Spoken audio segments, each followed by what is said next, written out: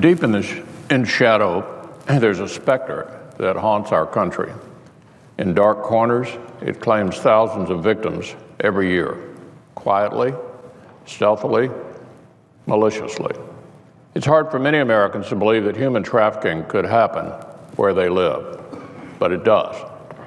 Right here in the United States, all 50 of our states. And many of these victims are children. In Kentucky alone, the Commonwealth has been able to identify more than 100 victims since it began keeping relevant records in 2013.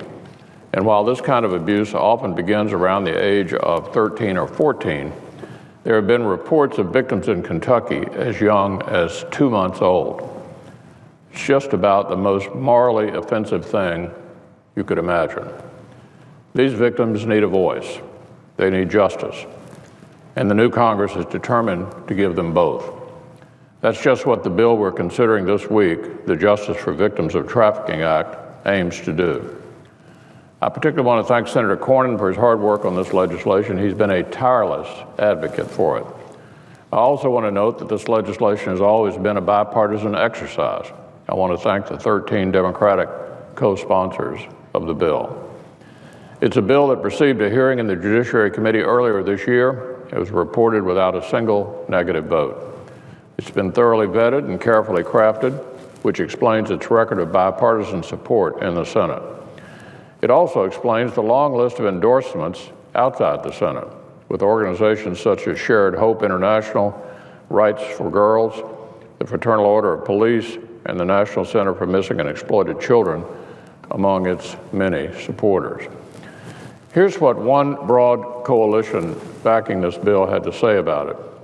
The Justice for Victims of Trafficking Act provides unprecedented support to domestic victims of trafficking who are too often invisible and underserved, they wrote.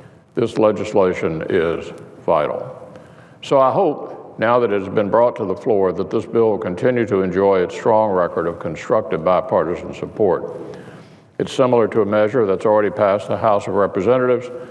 The version before us also contains some additional provisions as well. For instance, Senator Portman has offered ideas to improve the way we find missing kids and to strengthen law enforcement efforts to investigate and prosecute those who commit sex trafficking crimes. It's good to see such a strong and bipartisan piece of legislation, because victims of human trafficking should be treated like victims, not criminals, because they should have the services and resources they need to rebuild their lives, and because law enforcement should have the tools it needs to protect them and to combat these crimes.